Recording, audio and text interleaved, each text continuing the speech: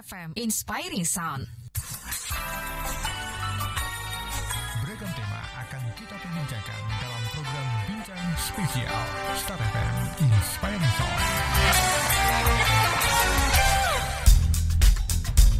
Dari MSG 41 Yogyakarta, 101,3 Star FM dan juga Radio Sorada Sinarga Gunung Kidul bersama dengan Anda di siang kali ini di program Bincang Spesial. Spesial kita akan ngomong tentang tema yang menarik sekali di pagi kali ini tentang dana bagi hasil cukai, hasil tembakau dan gempur rokok ilegal.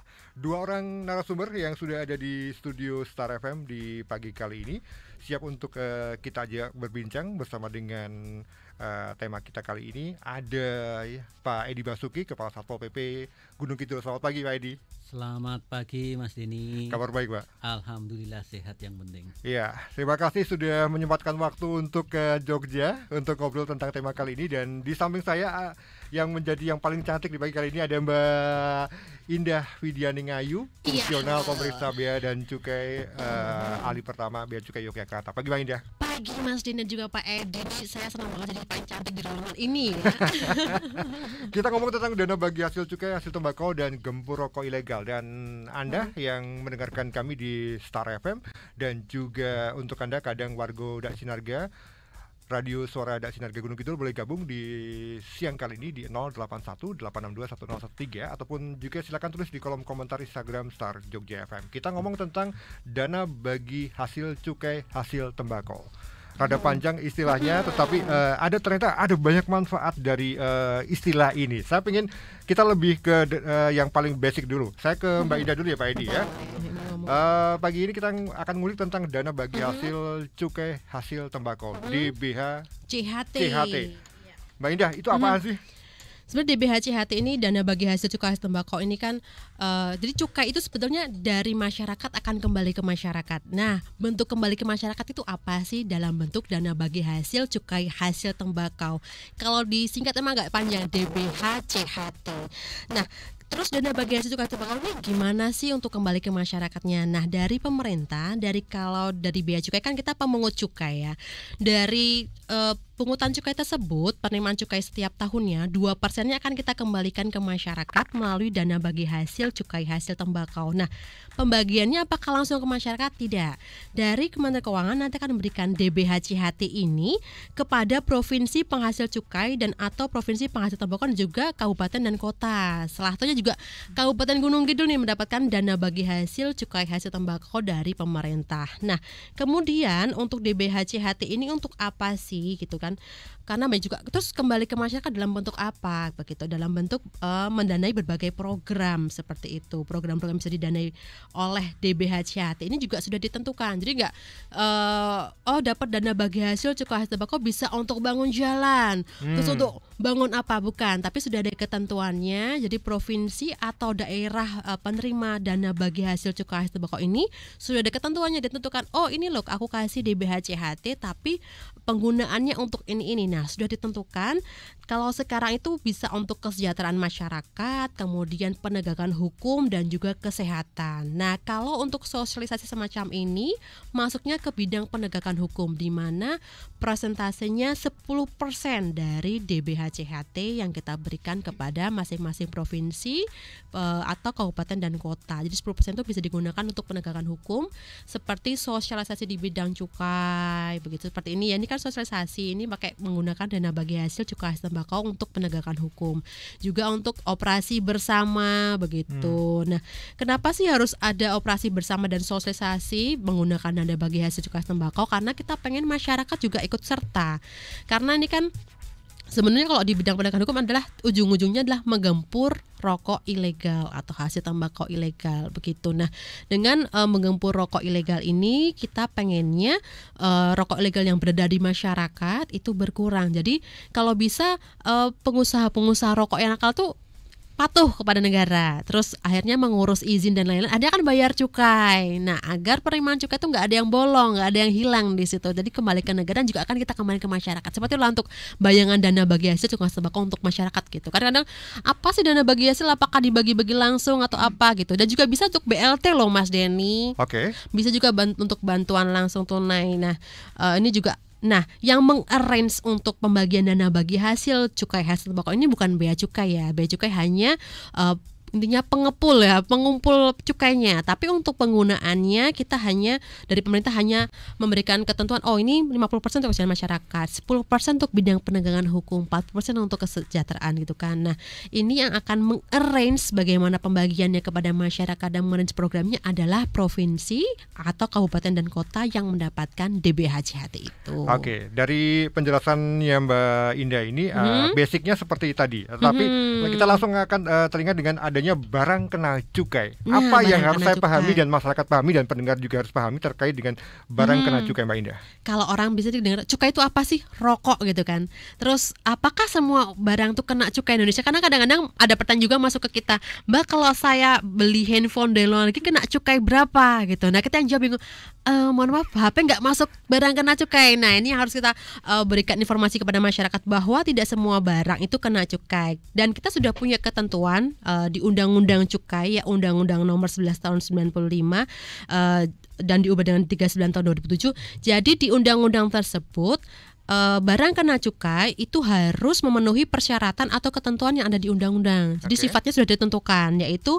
yang dimana sifatnya itu yang pertama konsumsinya perlu dikendalikan, terus peredarannya perlu diawasi, kemudian yang ketiga pemakaiannya dapat menimbulkan dampak negatif bagi masyarakat maupun lingkungan hidup, dan juga perlu pembebanan pungutan negara untuk keadaan keseimbangan. Nah, sedangkan di Indonesia itu sekarang yang kena cukai atau barang kena cukai itu hanya 3.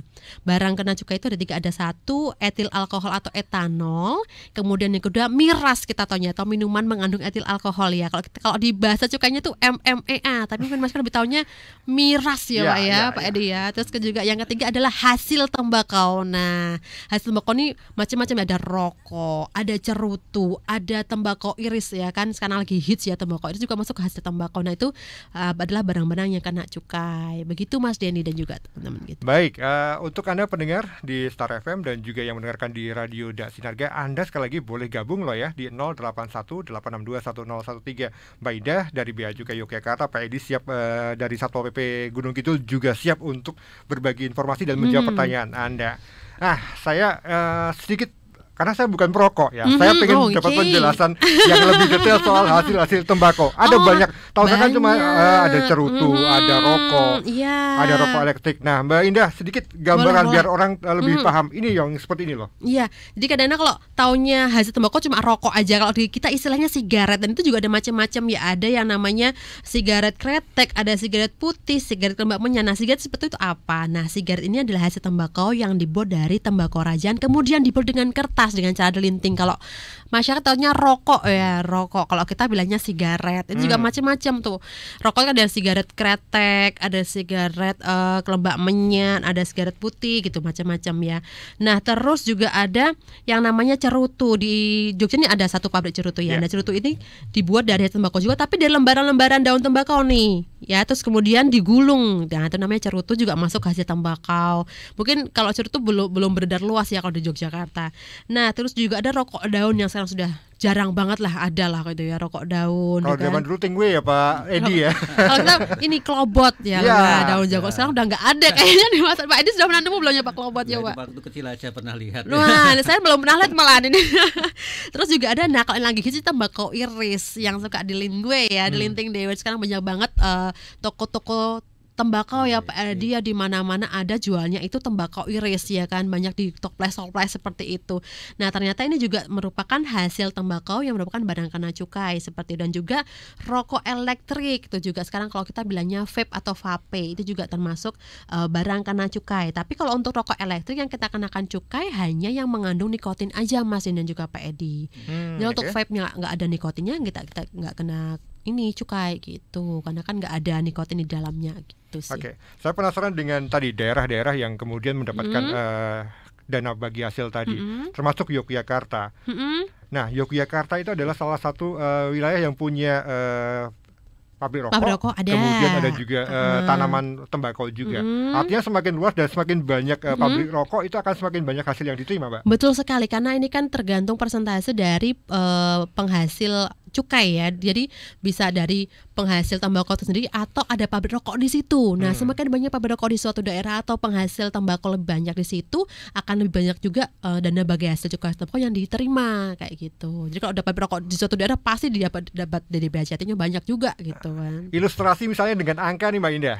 Kalau angka, kalau Gunung Kidul saya kurang berapa nih Pak Edi kalau Gunung Kidul? Kalau Sleman kemarin tuh sekitar berapa M gitu loh, banyak juga lumayan. Tapi paling besar kalau di Jawa itu di Jawa Timur pasti, karena di sana lebih banyak pabrik rokok gitu. Nah, semakin banyak pabrik rokok, semakin banyak tembakau dihasilkan, itu kan semakin besar dana bagi hasil cukai tembakaunya gitu. Ada banyak dana yang kemudian dikembalikan ke pemerintah daerah untuk berbagai macam keperluan. Tadi sedikit sudah dibuka, cuman saya sedikit pengen lebih spesifik Mbak Indah. Boleh. Terkait dengan penggunaan dana ini. Tadi kan ada sekian persen untuk ini, sekian persen untuk ini, sekian persen untuk ini. Nah, yang konkretnya di lapangan seperti apa ini? Nah, kalau tadi kan ada 3 ya, ada kesejahteraan masyarakat, ada penegakan hukum, juga ada kesehatan. Kalau kesehatan masyarakat itu kan 50%, kemudian penegakan hukum 10%, kalau kesehatan 40%. Nah, ini yang konkret, yang paling konkret ini adalah di daerah Temanggung. Jadi dana bagi hasil cukai tembakau ini digunakan untuk membangun rumah sakit paru, malah di situ juga bisa.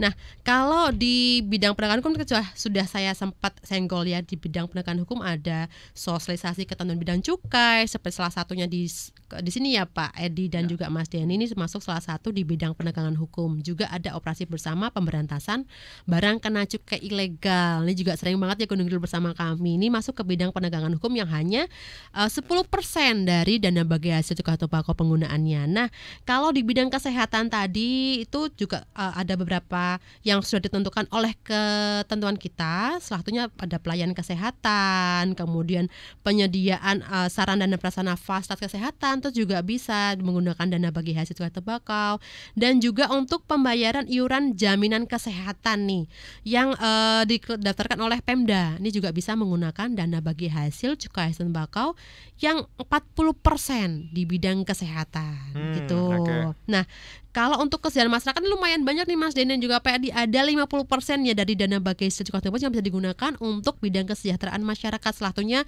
untuk peningkatan kualitas bahan baku tembakau, untuk pembinaan industri tembakau, terus kemudian juga bisa pembinaan lingkungan sosial.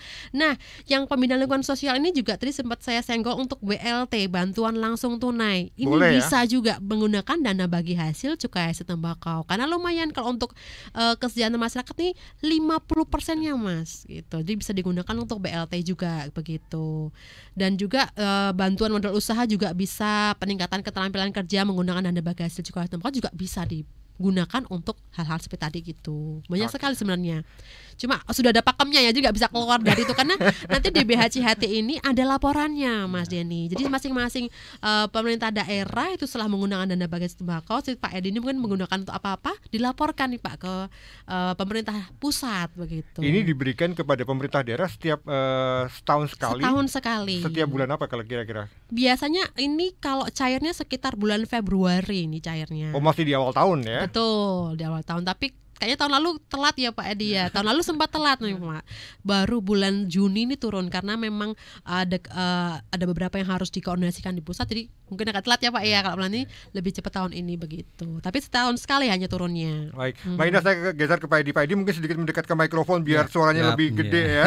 Pak Edi, kita tahu Gunung Kidul termasuk salah satu daerah yang menerima, dan tempatnya Pak Edi di Satpol PP ini juga mendapatkan DBH CHT ya.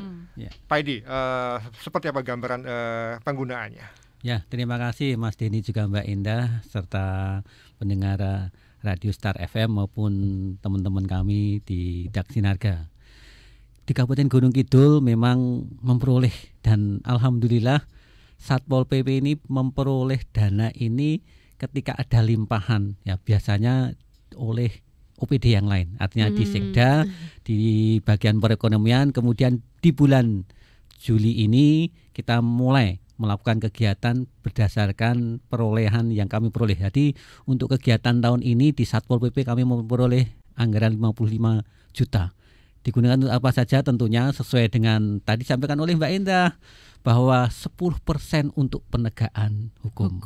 Artinya 3 hal tadi kami mencari informasi terkait dengan dikatakan rokok ilegal tanpa cukai. Kemudian juga kami melakukan kegiatan sosialisasi seperti hari ini, dan kami juga membuat videotron untuk informasi kepada masyarakat, dan pada saatnya nanti kita bareng-bareng dengan Mbak Endah biasa melakukan kegiatan operasional ke lapangan. Ini yang kita lakukan. Artinya memang di tahun ini anggarannya masih kecil di tempat kami karena baru setengah tahun ke belakang, artinya yang awal-awal tahun memang bukan di Satpol PP. Mungkin seperti itu Mas Denny.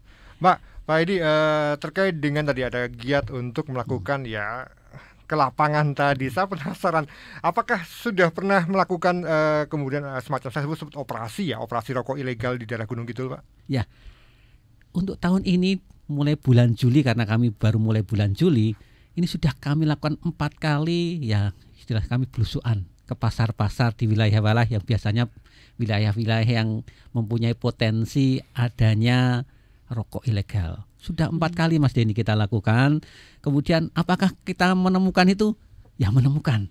Artinya ada, ya kita sebut ada 2 merek rokok ilegal tanpa cukai ini, dan kita lakukan ya pembelian, bukan terus kita langsung sita gitu ya Pak? Sita, bukan itu, tapi kita lihat kemudian kita beli, malah kita beli. Ini benar-benar rokok ilegal tidak, ada cukainya tidak, sehingga akhirnya kita memperoleh 4 kali operasi itu 30 rokok ilegal ya di kios-kios, di pasar-pasar yang kita ketahui memang itu dilihat rokok tanpa cukai. Seperti itu Mas Denny. Ya Mbak Indah, rokok ilegal tadi tanpa cukai. Tapi saya pernah baca juga ada yang main-main dengan cukai lama kemudian tempel lagi. Betul Mbak? Iya, itu juga ada. Karena kalau untuk rokok ilegal ini kan macam-macam bentuknya, pengertiannya. Kalau tadi mungkin Pak Edi tanpa pita cukai, itu berarti rokok polos. Jadi untuk pelanggaran di bidang cukai ini ada macam-macam jenisnya. Ada rokok polos, ada rokok dengan pita cukai palsu, dengan rokok dengan pita cukai bekas. Terus juga ada yang salah personalisasi, juga ada salah peruntukan. Nah, kalau yang tanpa pita cukai sama sekali itu kita bilangnya rokok polos. Nah, dia karena nggak pakai cukai. Dia kan kelihatan ya, ada rokok kok nggak ada pita cukainya. Udah pasti dia melanggar karena tuh nggak ada pita cukainya, berarti rokok polos. Nah, kalau yang tadi Mas Denny tanyakan rokok dengan pita cukai bekas, berarti sudah digunakan dengan dari bungkus yang lain, kemudian dikletek lah ya namanya, terus ditempelkan ke bungkus yang lain. Itu kan nggak boleh, karena itu kan berarti pita cukainya bekas. Itu juga masuk pelanggaran di bidang cukai, teman, dengan rokok dengan pita cukai bekas. Juga ada yang pita cukainya palsu nih. Jadi mungkin di print di kertas gitu kan, menyerupai pita cukai yang asli, ditempel. Atau juga sebenarnya juga ada yang agak canggih nih, dia benar-benar menyerupai pita cukai yang asli gitu kan. Dan yang bisa mengetahui itu cukai palsu atau enggak biasanya dari bea cukai, karena kita punya alatnya sendiri seperti untuk kayak untuk hologramnya gitu, kita bisa holoreader itu kita punya. Jadi kita tinggal gesek gitu, data ini palsu atau enggak gitu. Nah, terus juga ada salah peruntukan. Jadi kalau pita cukai itu kan sudah ada keterangannya di dalamnya ya. Umpamanya ada tulisannya SKM, sigaret kretek mesin, atau sigaret kretek tangan, SKT. Itu sebenarnya tarif cukainya berbeda. Lebih tinggi yang sigaret kretek mesin. Yang menggunakan mesin pasti lebih mahal daripada yang menggunakan tangan. Nah, karena kalau mesin itu kan, kalau mesin hitungannya per detik produksinya ya. Kalau tangan kan tergantung kecepatan manusianya ya, tergantung itunya pegawainya yang ngelinting sejam bisa dapat berapa. Maka dari itu pemerintah memberikan tarif cukainya lebih tinggi untuk yang menggunakan mesin. Nah, kadang-kadang ada juga pabrik yang nakal. Jadi kalau dia pesan 2, sebenarnya dia udah punya 2 jenis rokok, ada yang menggunakan mesin dan tangan, tapi dia pesan 2, tapi yang ditempelkan di sigaret kretek yang harusnya mesin, dia tempel mesin, ternyata ditempel yang tangan biar dia bayar cukainya lebih murah. Salah peruntukan. Harusnya kalau di pita cukai tulisannya sigaret kretek mesin, ya ditempel di sigaret kretek yang mesin. Kalau yang tangan ditempel yang di tangan gitu. Kadang-kadang modusnya seperti itu, karena tangan lebih murah, terus dia pesannya yang pita cukainya untuk sigaret kretek tangan, ditempelnya sigaret kretek mesin di bungkusnya, dia biar membayar cukainya lebih murah. Itu juga ada modus seperti itu. Kadang-kadang yang nakal tuh malah itu agennya, karena tolong nih kalau ada pita cukainya dikladek wae Mbak, nanti tunggu saya ganti deh per pitanya berapa gitu. Itu yang nakal. Padahal itu suatu pelanggaran tuh ya. Pak Edi, saya penasaran tadi dengan operasi di daerah Gunung Kidul, biasanya menyasar ke pasar-pasar tradisional ataukah bahkan menyisir ke warung-warung yang ada di wilayah Gunung Kidul di daerah tertentu, Pak. Iya, untuk 4 kali kami lakukan kegiatan, ya awalnya mendata lah, kita mendata ke lapangan.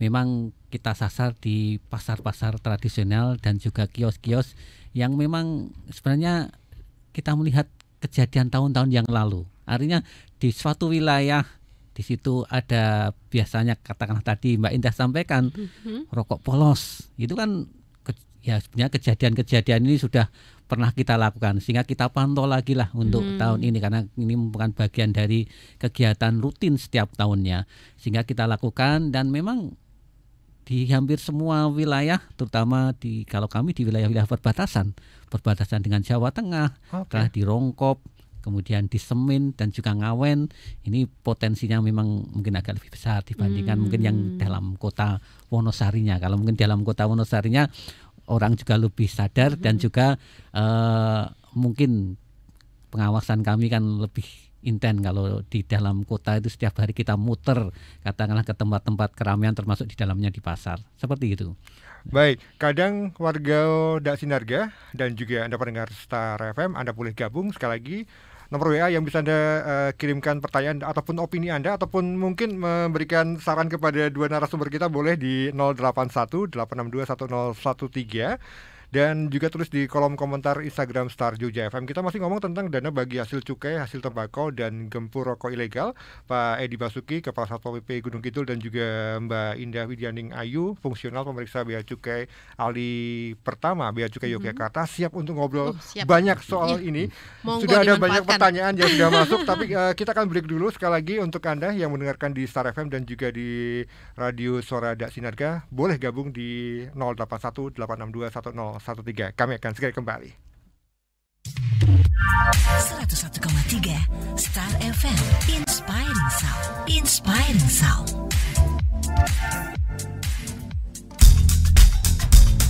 Terima kasih, Anda masih di program Bincang Spesial. Spesial kita ngomongin tentang dana bagi hasil cukai, hasil tembakau, dan gempur rokok ilegal. Ini butuh peran serta kita sebagai masyarakat dan juga Anda yang mendengarkan di Star FM dan juga di Radio Suara Dak Sinarga Gunung Kidul. Anda boleh gabung sekali lagi di 081 862 1013 atau silakan tulis di kolom komentar Instagram Star Jogja FM. Dan untuk Anda yang menyaksikan siaran kami di streaming starjogja.com, terima kasih. Sekali lagi Anda juga boleh gabung di dua line interaksi tadi. Kita ngobrol juga di pagi kali ini bersama dengan Pak Edi, Kepala Satpol PP Gunung Kidul, dan juga Mbak Indah dari Bea Cukai Yogyakarta. Tadi saya penasaran dengan nilainya tadi, Mbak Indah. Apakah nilai dana bagi hasil itu bisa kemudian naik turun sesuai dengan apa nih, Pak? Oh, bisa banget, karena ini kan tergantung dari penerimaan cukai kalau sekarang tahun 2022.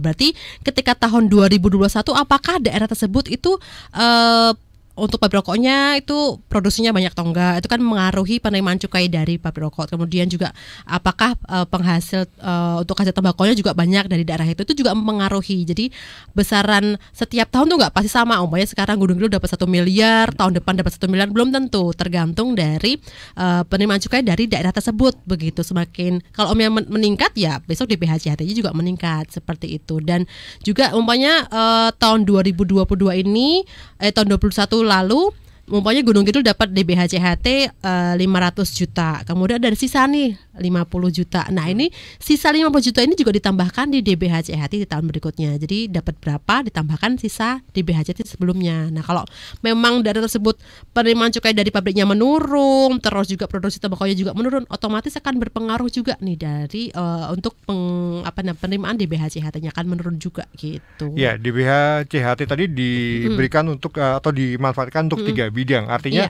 dana itu langsung bruk ke Pemdanya, silakan digunakan. Iya, monggo nih. Jadi sudah ada PMK-nya nih, Peraturan Menteri Keuangan. Jadi setiap daerah tuh dapat berapa, sudah bisa di-googling juga itu PMK-nya untuk dana bagi hasil cukai tembakau.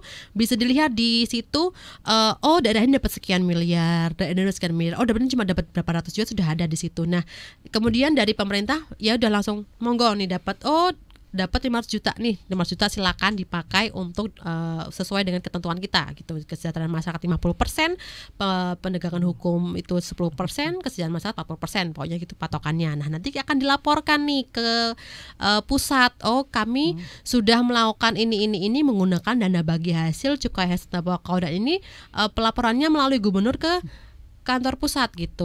Nah, kalau Bea Cukai ini kebetulan juga mendapatkan wewenang untuk menilai kinerja masing-masing pemerintah daerah, tapi di bidang penegakan hukum ya Pak Edi seperti yang dilakukan Satu PP. Jadi untuk sosialisasi di bidang cukai, pemberantasan cukai ilegal gitu, ada laporannya di Bea Cukai secara periodik seperti itu. Nah, kita harus memahami, oh ternyata betul nih di BHCHT-nya Gunung Kidul sudah betul sesuai ketentuan untuk operasi BKC ilegal, kemudian untuk sosialisasi cukai di mana-mana, terus dananya berapa, terus sudah berapa kali, terus kita kasih poin biasanya berapa nilainya, kita nilai di situ. Nah, itu juga dilakukan oleh Bea Cukai, tapi Bea Cukai hanya sebatas itu untuk penilaiannya, hanya di bidang penegakan hukum aja gitu. Baik, saya ke interaksi yang sudah masuk di pagi kali ini. Terima kasih yang sudah gabung di 081-862-1013 dari 083846 sekian. Tidak usah kita sebutkan detailnya. Itu malah dijapri nanti. Ini pertanyaan terkait dengan rokok ilegal, Mbak Indah dan Pak Edi. Kebanyakan rokok ilegal itu produksi daerah mana ya? Langsung disikat produksinya daerah mana? Ya, langsung dia pengen tahu produksi daerah mana. Mbak Indah silakan. Kalau produksi daerah mananya, kalau saya untuk datanya belum pegang ya, tapi kalau untuk kita pegangnya cuma data kira-kira berapa penindakan hasil tembakau di Yogyakarta. Kalau selama tahun 2021 lalu kita sudah ada penindakan 30 nih, ada 30 kali penindakan hasil tembakau di Yogyakarta untuk yang rokok ilegal. Dan itu juga lumayan nih, mungkin karena sosialisasinya meningkat, kemudian operasi pasar juga meningkat. Ini sebenarnya jumlah 30 di tahun lalu itu menurun karena sebelumnya tahun 2020 ini ada 46 kali jumlah penindakan hasil tembakau ilegal di daerah Yogyakarta. Dari 46 tahun 2020, tahun 2021 hanya 30. Berarti sosialisasi dan operasi bersama dengan Pemda ini berhasil, makan berkurang ya kan. Kalau tahun 2022 belum masih berjalan, kita belum pegang datanya ya. Tapi dari tahun 2000 bahkan 2019 tuh ada 56 kali penindakan loh Mas Denny dan juga Bapak Edi. Dari 2019 tuh ada 56, 2020 ada 46, 2021 ada 30. Berarti kan semakin menurun ya. Berarti ini sukses untuk sosialisasinya dan kerjasama sinergi antara Bea Cukai dengan Pemda ini sukses. Jadi semakin menurun, kemudian tahun 2020-an ini juga di bawah angka 30 gitu. Jadi memang betul-betul DBHCHT digunakan tepat sasaran, tepat tujuan. Oke. Kadang warga dari Sinarga Anda boleh gabung loh ya di obrolan kita di pagi jelang siang kali ini di WA 081-862-1013. Yang sudah gabung, saya lanjut dulu interaksinya yang sudah bergabung. Kayaknya rame ya.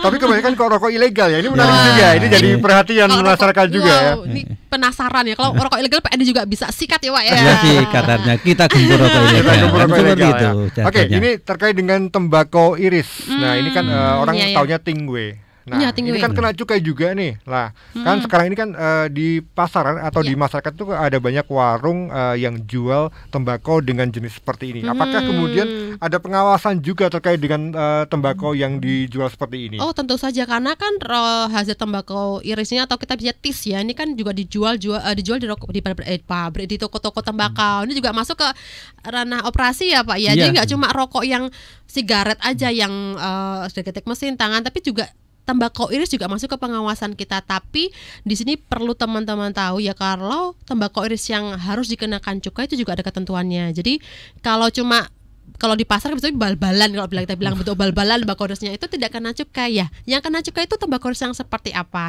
Yang pertama, dia dikemas dengan kemasan tertentu. Jadi sudah dikemas 50 gram, 100 gram dengan pengemas modern gitu, dengan plastik yang sudah ada lekat yang dilekatin gitu kan. Itu sudah.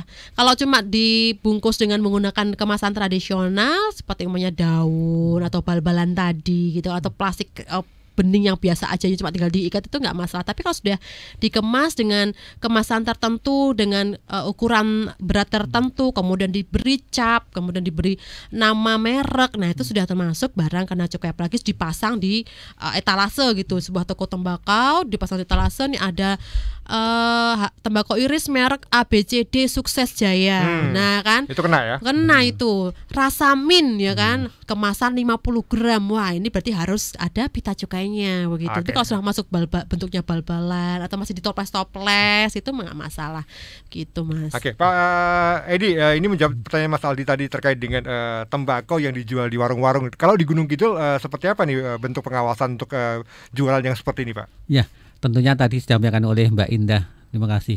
Kalau di pasar-pasar tradisional, kita awalnya pasar tradisional dulu. Kalau yang bal-balan itu kadang-kadang malah distorkan ke pabrik rokok dan sebagainya. Ada yang sudah ada pengepul dan sebagainya. Itu kan tentunya bukan barang yang kena cukai karena nanti akan kita kirim ke pabrik rokok dan sebagainya. Kemudian memang yang sekarang agak modern memang yang tadi sampaikan, kalau sudah ada merek, kemudian ada pengemasan yang lebih modern dan sebagainya, ya tentunya itulah yang nanti kita lihat sama seperti rokok, apakah itu pakai cukai atau tidak. Nah, kalau nanti operasional di situ tidak memakai cukai, artinya itu bagian dari hasil tembakau yang harusnya kena cukai tapi tidak kena cukai. Ini nanti menjadi bagian operasional kami bersama-sama dengan pihak dan cukai. Kemudian rokok-rokok yang mungkin sekarang ya kalau di Wonosari saya sampaikan juga di toko-toko memang sudah banyak yang pakai toples. Tadi disampaikan itu ya memang tidak kena cukai karena toplesan mungkin irisannya apa saja kita juga tidak tahu ini rokok jenis apa ini. Apa kami di jalan itu ada orang yang Nyon Sewu ya usia tua itu tadi sampaikan oleh Mbak Indah betul. Ada yang kadang-kadang dibungkus plastik ya plastik bening itu terus disampaikan dijual di istilahnya di traffic saya menemui juga yang seperti itu. Artinya itu bagian yang bukan kena cukai, artinya seperti itu ya. Kami melihatnya ini kena cukai apa tidak ya, kami tentunya selalu koordinasi dengan Mbak Indah dan kawan-kawannya, mana yang kena cukai mana yang tidak, kami meguru ke sana istilahnya. Kemudian tentunya bersama-sama nanti kita rencanakan bulan Agustus operasional bersama-sama ke lokasi tertentu ya. Semoga tadi sampaikan Mbak Indah kejadiannya semakin menurun termasuk mungkin di Kabupaten Gunung Kidul. Setahun berapa kali giat operasi sih Pak? Kalau kami memang berharap kalau dengan dana yang 55 juta ini ya untuk operasional paling tidak 1 bulan 2 kali lah bisa kita lakukan. Itu di daerah untuk yang bersama-sama, artinya bersama dengan Bea Cukai. Kalau kami operasi tadi bulan Juli ini kami sudah 4 kali. Artinya operasi kami bukan dalam rangka penegakan seperti apa yang disampaikan Bu Indah, Mbak Indah tadi, tapi kami melihat, mencari informasi, juga melihat ke lapangan. Oh ini ada rokok polosan gitu. Kemudian kalau sampai ke detail tadi sampaikan cukainya ini asli tidak, kemudian cukai ini sesuai dengan peruntukannya tidak, kan kita lebih mendetailkan itu bersama-sama dengan ahlinya, artinya teman-teman dari Bea Cukai. Saat melakukan kegiatan bersama ini yang pernah ditemukan kebanyakan kasus yang seperti apa ini? Yang cukainya tidak tepat atau seperti apa ini Mbak Indah? Banyak kan polos Mas. Polos itu selalu modus paling banyak yang ditemui kalau rokok polos itu. Iya, jadi dan juga banyak sebenarnya masyarakat yang tadi kan Pak Adi juga sebutkan kalau di kota mungkin nggak banyak ya Pak, lebih ke pesisir atau lebih dekat pantai. Karena mereka juga penjual nih banyak yang nggak tahu nih. Taunya pokoknya kalau ada yang sukanya rokoknya pokoknya yang murah dan enak. Nah, tapi dia tuh nggak tahu rangno pita cukainya, kita nggak tahu. Padahal kalau menjual atau menyerahkan rokok yang tanpa pita cukai itu juga ada sanksinya loh Mas, bisa pidana penjara 1 sampai dengan 5 tahun. Cuma nih kadang-kadang masyarakat juga belum tahu, ternyata kalau penjual nih juga bisa kena sanksi ya, ternyata bisa seperti itu. Nah ini pas untuk menjawab pertanyaan dari Mas Nugi, sanksi yang diberikan untuk pedagang kecil jika mereka menjual rokok ilegal. Apakah ada sanksi untuk penjual yang levelnya pedagang kecil untuk ketika mereka menjual rokok ilegal, ataukah hanya kemudian dibina Pak Edi?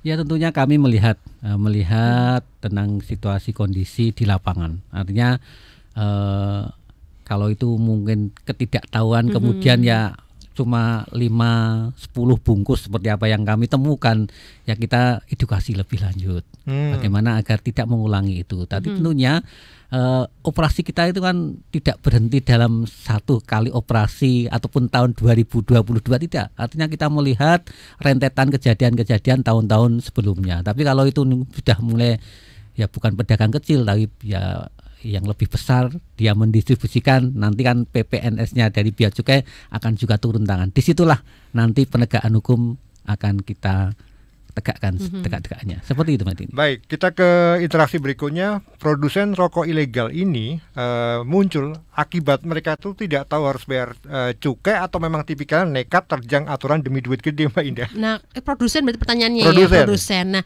sebenarnya kalau home industri kan juga banyak nih home industri. Kalau home industri sebagian itu nggak tahu ya. Tapi kalau sudah perusahaan-perusahaan besar pasti dia tahu kalau kita memproduksi barang kena cukai, memproduksi rokok tuh pasti harus ada cukai, pasti mereka tahu. Nah, inilah kalau udah masuk kata produsen itu kita masuknya biasanya ke pabrik yang besar. Nah, ini biasanya memang sengaja, kalau ini memang sengaja menggunakan modus-modus rokok ilegal agar mereka tidak membayar cukai kepada negara. Karena lumayan ya, karena contohnya kalau sigaret itu bisa cukainya Rp440 per batang. Karena kalau cukai kan hitungannya per batang, tidak per bungkus gitu. Bungkus bayar cukai 1.000 enggak, tapi per batang. Dihitung aja umpamanya dia kena tarif cukainya Rp440 per batang, padahal bungkus 20 isinya. Udah bayar cukai batu 20 kali 440, sekitar 9.000 ya, 9.000 untuk bayar cukainya. Nah, bayangkan kalau produsen itu dia memproduksi ribuan bungkus yang tidak menggunakan pita cukai, dia udah nggak bayar cukai berapa itu kan. Nah, sebenarnya dia kalau produsen nggak bayar cukai, nggak daftar ke bea cukai, sudah pasti dia modusnya sengaja kalau tuh agar tidak membayar cukai kepada negara yang seharusnya gitu. Pasti kalau produsen tahulah ya Pak ya. Iya. Kalau home industri, kalau toko-toko home industri gitu kita masih ini ya Pak, ini masih apa ya, maklum ya Pak ya. Oh, masih belum tahu informasinya. Kalau produsen besar tuh pasti dia modus lah kalau itu. Ini juga pertanyaan dari @kabar sinergi. Kerugian negara, potensi kerugian negara akibat rokok ilegal tuh bisa sampai berapa banyak, Mbak Indah? Itu hitungannya triliun kalau tahunan. Triliun? Iya, triliun. Bukan cuma ratusan juta, bukan cuma miliaran, triliun itu kalau rokok itu penerimaan yang hilang setiap tahunnya dari rokok ilegal ini begitu. Jadi lumayan. Bayangkan nilai itu kita gunakan untuk kesejahteraan masyarakat, untuk kesehatan ya Pak ya, dia lumayan itu daripada harus hilang angka triliunan, lebih baik masuk ke negara. Nah, maka dari itu dari sosialisasinya kita harapkan ya Pak Edi, masyarakat lebih tahu, kemudian ya mungkin ada yang pengen bikin pabrik rokok ya Pak Edi di Gunung Kidul atau di Kota. Nah, ini monggo bisa tanya-tanya ke Satpol PP atau ke Bea Cukai, caranya gimana sih biar legal dan membayar cukai kepada negara ya Pak Edi ya. Iya, saya penasaran dengan langkah yang diambil oleh Bea Cukai Yogyakarta. Selain bentuk sosialisasi seperti ini, bentuk sosialisasi lain yang kemudian langsung menyentuh ke masyarakat ada tidak, Mbak? Oh, ada. Kita juga biasanya koordinasi dengan Pemda setempat ya Pak Edi. Mungkin nanti Pak Edi ada sosialisasi tatap muka. Jadi kita juga ada beberapa kali kerjasama menggunakan dana bagi hasil ini dengan Pemda setempat untuk sosialisasi tatap muka. Seperti contohnya sosialisasi ke pedagang-pedagang rokok gitu juga sering kita laksanakan bersama dengan Pemda setempat. Kemudian juga sosialisasi kepada masyarakat itu juga sering dengan menggunakan sosialisasi tatap muka. Jadi kita juga sinergi, nggak cuma hanya di media seperti ini, tapi juga tatap muka kita laksanakan begitu juga. Dan juga kalau pas operasi pasar bersama ya Pak Edi, kita juga nggak cuma nyari rokok mana yang ilegal nih ilegal, nggak cuma itu, tapi kita juga mengedukasi masyarakat, mengedukasi pedagangnya begitu. Pak Edi, edukasi yang diberikan oleh teman-teman Satpol PP Gunung Kidul kepada masyarakat ataupun para pedagang ini seperti apa bentuknya? Yang kemudian pasti dong ada dialog antara petugas dengan mereka yang ada di lapangan. Mereka itu seperti apa dialognya, Pak? Ya, tentunya kita lakukan yang sosialisasi tatap muka itu pasti. Artinya pasti kita lakukan di paling tidak di Kapanewon, setelah kecamatan kalau kita dulu, tapi di Kapanewon kita lakukan. Artinya di Kapanewon yang memang ya kami sampaikan terutama di wilayah-wilayah perbatasan, kemudian kita lakukan sosialisasi kepada pedagang-pedagang yang ada pasar besar lah di Kapanewon tersebut.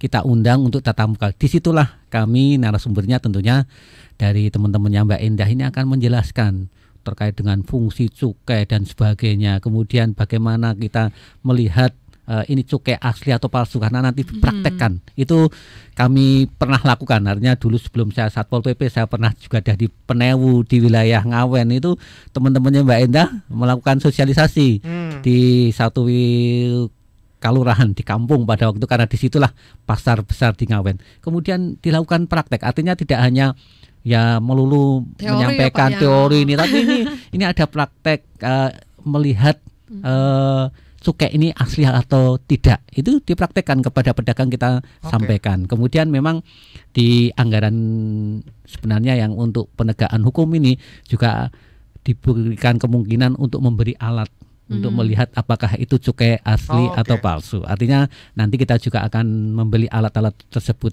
untuk kita lakukan ya ke lapangan sambil nanti operasi pasar seperti itu. Ya Mbak Indah, ketika ada seseorang yang kemudian menjual barang kena cukai ilegal, pasti dong ada ancaman hukumannya. Ada. Apa yang harus masyarakat pahami soal ancaman hukuman ini, Mbak? Nah, ini bisa pidana penjara 1 sampai 5 tahun nih. Hanya menjual loh ya, menjual menyerahkan rokok yang tidak sesuai dengan ketentuan di bidang cukai, ini bisa kena pidana penjara 1 sampai 5 tahun. Jadi hati-hati, tapi bukan berarti bea cukai dan umpamanya dengan operasi bersama dengan Satpol PP ya, kita ketemu pedagang nih, dia menjual rokok ilegal terus kita langsung kenakan pidana penjara, nggak seperti itu. Kita juga melakukan sosialisasi dulu seperti tadi disampaikan Pak Edi, kita edukasi. Kalau memang dia tidak tahu, biasanya kita telusuri nih, ini siapa sih produsennya, siapa agennya, seperti itu. Nah, kemudian kalau sudah ketemu muaranya, nah ini baru yang kita kenakan. Kalau pedagang rata-rata nggak tahu ya Pak Edi ya, dia belum tahu informasinya, maka kita edukasi terlebih dahulu. Tapi kalau sudah berkali-kali kita edukasi kok masih jual, berarti dia sengaja. Nah ini baru kita kenakan nih. Ini kok bandel ya, masih udah diedukasi sekali dua kali nggak bisa, wah ini bandel berarti. Ini baru kita kenakan pidana tadi, seperti itu. Iya, masyarakat kan punya peran juga terkait dengan upaya untuk menggempur rokok ilegal. Pak Edi, apa yang kemudian Pak Edi bisa sampaikan kepada masyarakat terkait peran serta mereka untuk mengawasi ataupun melaporkan lah jika menemukan rokok ilegal di wilayahnya, untuk kami pendengar Star FM dan juga untuk yang mendengarkan lewat radio Suara Dak Sinarga, Pak. Ya, terima kasih tentunya untuk warga masyarakat, partisipasi masyarakat itu sangat-sangat besar pengaruhnya untuk keberhasilan kegiatan-kegiatan, terutama kegiatan-kegiatan penegakan hukum ini. Ya, yang pertama, ya kami bukan terus mengajak untuk perokoknya, tapi kalau mau merokok ya rokoklah yang ada pita cukainya. Artinya kan seperti yang legal. Biar rokok ayam. legal biar ayam. Nah, rokoknya kan seperti itu. Kemudian tentunya kita melihat juga warga masyarakat, terutama pedagang-pedagang kecil, mari kita juga selalu edukasi bagaimana tidak menjual rokok ilegal ataupun rokok yang tanpa cukai ataupun cukai palsu dan sebagainya. Ini masyarakat kami selalu edukasi, pedagang ya kerjasama. Kan biasanya pedagang itu bukan membeli Mas, tapi kadang pedagang itu kan ada storan. Kan gitu kan, seperti rokok itu kan ada yang distributor dari pabrik ataupun tadi sampaikan Mbak Endah. Kadang-kadang ada pengrajin-pengrajin kecil rokok ilegal tersebut biasanya mendatangi pedagang kecil-kecil dimanapun. Nah, ketika ada yang seperti itu, kita edukasi pedagang ya jangan memperjualbelikan rokok yang ilegal karena juga ada ancaman pidananya. Itu yang kita lakukan, dan masyarakat kami berharap bisa melakukan hal-hal yang seperti itu. Ya, kalau ketemu nih Mas Denny, mereka ketemu ada yang ke toko terus ketemu rokok ilegal nih, kayaknya nggak ada pita cukainya, ada rokok polos deh. Nah, monggo sampaikan ke Satpol PP, boleh ke bea cukai juga bisa saya ya? laporkan. Jangan ragu, kadang tuh kok masyarakat tuh pengen lapor tapi takutnya nanti saya jadi saksi, takut digerat-gerat jadi ini ya Pak ya. Padahal kalau lapor akan kita tindak lanjuti, tapi rahasia pelapor akan kita rahasiakan Mas, benar-benar kita nggak akan bocor gitu. Nah, kalau masyarakat tahu, apalagi mendengar Star FM atau Dak Sinarga tahu ada rokok ilegal yang beredar di toko mana, di pasar mana, bisa diinformasikan nih ke bea cukai atau Satpol PP begitu. Ya Pak Edi, kalau tadi disampaikan ada beberapa wilayah di Gunung Kidul kan cukup rawan ya Pak, saya sebut cukup rawan terkait dengan peredaran rokok ilegal. Apakah kemudian teman-teman di Satpol PP juga lebih mengintensifkan untuk pengawasan di wilayah tadi, Pak? Ya, tentunya kami sebenarnya ya satu wilayah Kabupaten Gunung Kidul itu bukan membeda-bedakan, tapi kan kita melihat dari potensi yang kemarin-kemarin operasi kita lakukan di tahun-tahun sebelumnya, pasti titik-titik tertentu itu berbeda, artinya lebih banyak rokok ilegalnya, dan itu yang akan kita lakukan terus-menerus, lebih banyak edukasinya ke wilayah-wilayah tersebut. Itu yang utama, karena kalau kita melihat, kita terus mendapat informasi dari masyarakat, wilayah ini cukup banyak rokok ilegal dan sebagainya, kita lakukan edukasi di wilayah-wilayah tersebut. Itu yang utama kita lakukan, bukan terus operasinya, tapi edukasinya harus kita perkuat lebih dahulu. Kemudian ketika katakanlah 1-2 bulan kegiatan kok tetap seperti itu, ya operasional bersama dengan Bea Cukai itu kita lakukan di titik-titik tersebut. Karena biasanya ada, ya masyarakat itu kan berbeda-beda, Mas Denny. Ketika sudah kita edukasi, ternyata warga di situ ya sudah mulai tadi tidak menjual rokok ilegal.